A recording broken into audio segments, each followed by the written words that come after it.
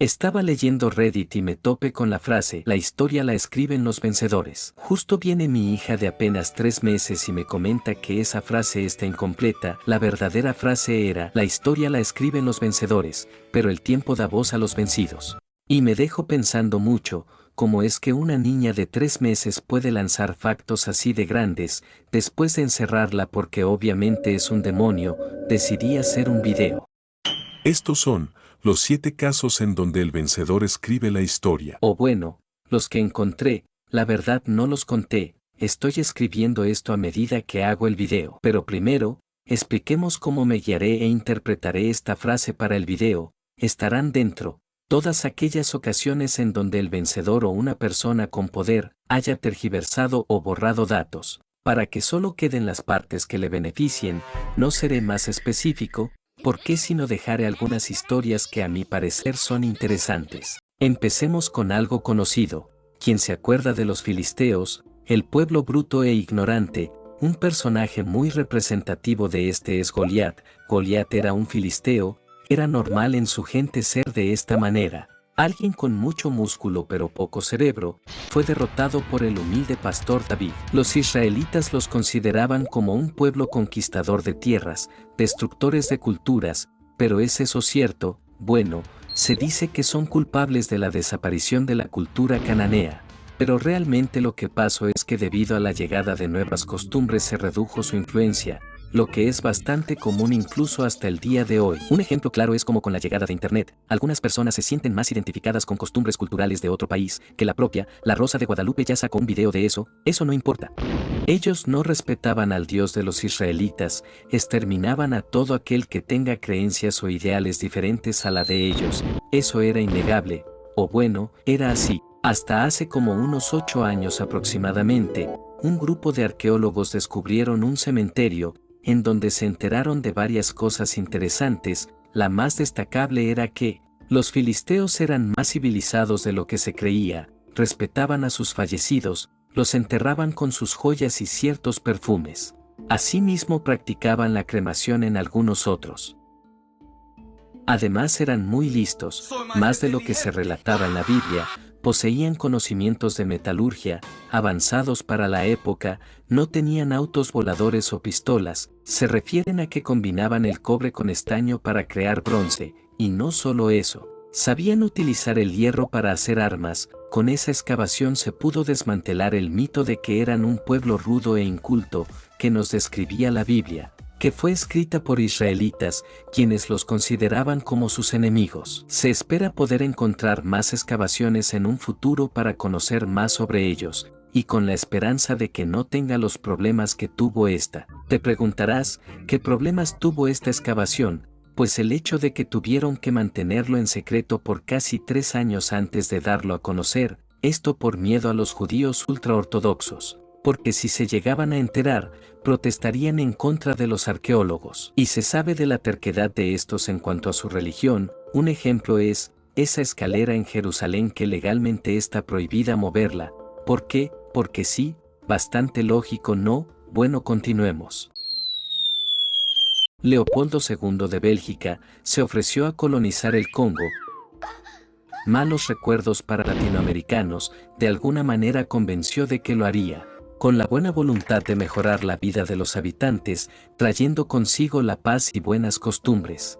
Suena muy bueno para ser real, ¿verdad? Se preguntarán cómo lo hizo.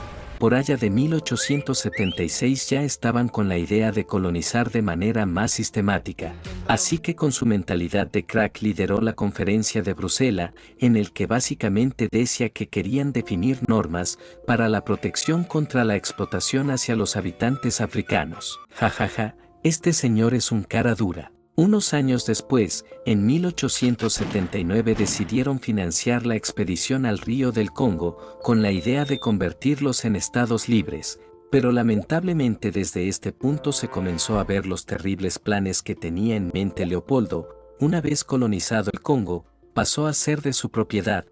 ¿Pero qué demonios? Pues en 1885 se aprobó el artículo 62. En este artículo, especificaban que el Reino de Bélgica abandonaba toda responsabilidad sobre territorio congoleño y automáticamente pasó a ser una propiedad privada de Leopoldo en 1885, e inmediatamente envió a 18.000 soldados para controlar la región, esto con la intención de convertirlos en un campo de trabajos forzados. Se preguntarán, ¿y qué pensaba el Reino de Bélgica de esto? Pues mientras Leopoldo hacía todo lo contrario a lo que había estado prometiendo, Bélgica y la sociedad internacional lo reconocían como benefactor filantrópico digno de admiración, mientras que Leopoldo encerraba y encadenaba a todo africano que encontrase. La sociedad internacional lo tildaba como un hombre preocupado por temas humanitarios. Pero como es que no se dieron cuenta de todo esto, sencillo, con ayuda de sus contactos, tenía una muy buena prensa internacional. Al principio lo hizo con la idea de recolectar todo el marfil que pudiera, pero con la creación y venta del automóvil, se necesitaban grandes cantidades de caucho para los neumáticos. Y adivinen qué país tenía grandes cantidades de caucho, así es, el Congo, y en 1888, el Congo se convirtió en un infierno peor de lo que se podrían imaginar. Utilizaron varios tipos de torturas para tenerlos bajo control. Para Leopoldo un látigo era la manera más eficiente para apresurar a sus esclavos, pero no contento con esto, se dedicaban a mutilar extremidades, violaciones, asesinatos en fuego, esto enfrente de todos los esclavos. Él sabía que haciendo esto, ellos tendrían miedo a rebelarse, y si lo hacían, sabrían lo que les esperaría. Una vez establecido ese régimen de esclavitud, también se centraron en la explotación de las materias primas, sobre todo, en los diamantes, pero al menos no duró mucho pensarán, pues sí y no, por muy buena prensa que tuviera Leopoldo, tarde o temprano se darían cuenta de su mentira, y así fue, a través de muchas denuncias de diferentes partes, decidieron hacer una investigación y se encontraron con los horrores que él había ocasionado, por lo que en 1908 Bélgica le quitó el dominio que él poseía sobre el Congo y se hizo cargo. Bueno, en este punto creerán que tuvo golpe de justicia y pasó muchos años en la cárcel o algo así, pues no. Cuando le quitaron, entre comillas, su propiedad, el Congo, Leopoldo fue indemnizado con una gran suma de dinero. Básicamente se la compraron. Pensarán, bueno, al menos fue criticado y menospreciado por la gente, por todas las atrocidades que realizó, pues no, como les conté hace un momento, él tenía un buen manejo de la prensa. Claro, fue un escándalo, pero uno que solo duró un breve tiempo y después fue olvidado, por lo que todas las atrocidades que hizo pasaron desapercibido por muchos años. No fue hasta 2020 que gracias al movimiento Black Lives Matter, Bélgica se vio obligada a reconocer los crímenes de Leopoldo, como lo que son, crímenes contra la humanidad. No tuvo que pagar por lo que hizo, y vivió hasta el último de sus días libre, pero afortunadamente, falleció un año después de que le quitaran la propiedad sobre el Congo, en 1909, de una hemorragia cerebral. Era bien sabido por la gente que lo conocía, que toda su vida fue un completo desgraciado, y la mayoría de su familia se distanció de él. Y no sé por qué lo hicieron, la verdad, a quien no le gustaría vivir al lado de un tirano. Lamentablemente, el Congo aún no se pudo librar de su mala fortuna, básicamente solo cambiaron de tirano, y sigue siendo un lugar horrible y lleno de esclavitud. Con la invención del telégrafo, cosas como la comunicación a grandes distancias se facilitaron, pero aún faltaba mejorarlo, algo como hacer una llamada a un familiar en otra ciudad y escuchar su voz. Es bastante común hoy en día, pero para 1850 era algo nunca antes visto, hasta que llegó Antonio Meucci en 1854, un ingeniero italiano que, inspirado por el amor, desarrolló un prototipo para lo que hoy en día se conocería como un teléfono. Logró conectar su oficina con la habitación de su esposa en el segundo piso, que a causa de su reumatismo no podía moverse, y de esta manera podría estar al tanto de lo que ella necesitara. Unos 6 años más tarde, luego de mejorar su invento, decidió demostrarlo al público, con la idea de lograr encontrar inversores que le ayudaran a distribuir su invento y de esta manera poder patentar su teletrófono. Si como lo escucharon, aún no lo patentaba y tenía planeado mostrarlo al público. que es una decisión un poco cuestionable, pero hay que entender que Meucci no tenía mucho dinero, y de haberlo tenido no hubiera demorado tantos años en presentar una versión mejorada. Lamentablemente no hubo gente interesada en invertir en el teletrófono. Yo creo que fue el nombre. Si lo hubiera llamado Telefonomicon, las cosas hubieran sido diferentes. Lo único destacable fue que la prensa italiana hizo una publicación sobre esta presentación. Y muchos años después este periódico será una de las piezas claves para cerrar el caso sobre el verdadero inventor del teléfono. Al ver que no hubo gente interesada en invertir, tuvo la brillante idea de ofrecer una muestra del prototipo al señor Vendalan, que misteriosamente desapareció con el prototipo y no se supo nada después. Parece que quería que le robaran la idea a propósito. No sé qué quieren que les diga, no les sabía mucho a los negocios, supongo.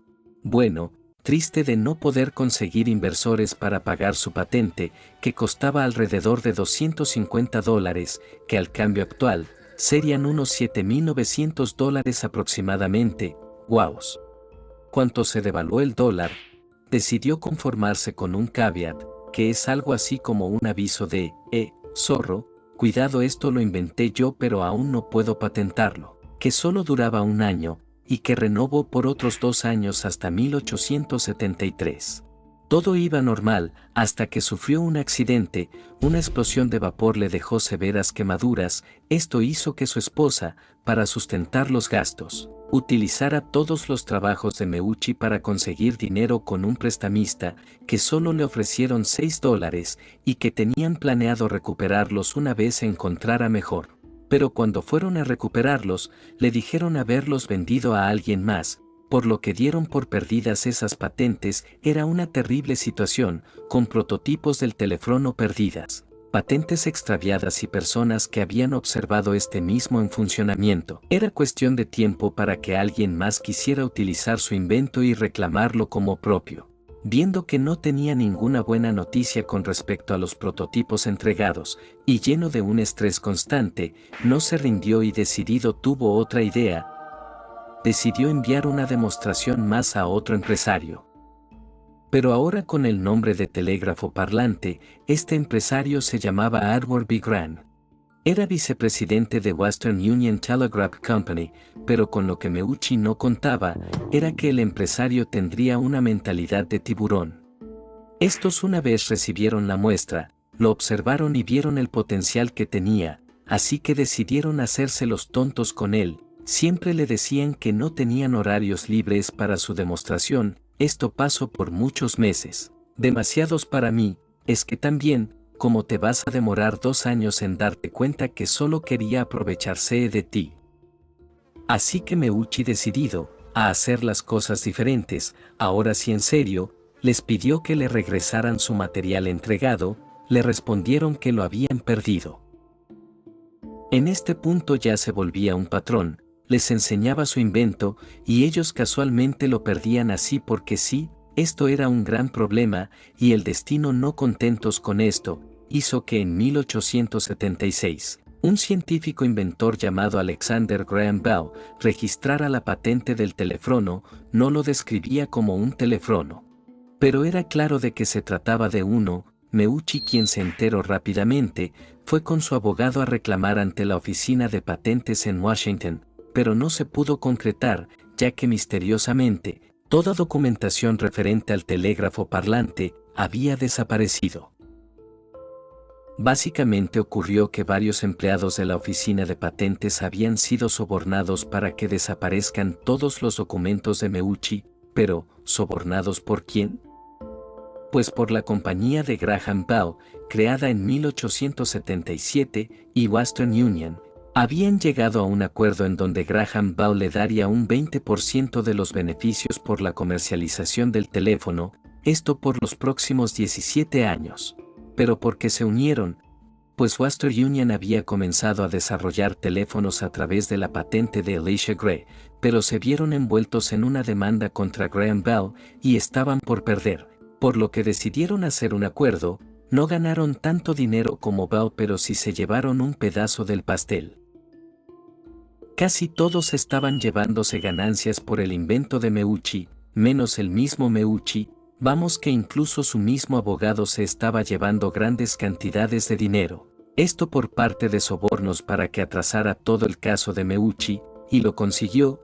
Pasaron 10 años hasta que Meucci se dio cuenta de todo el complot contra él.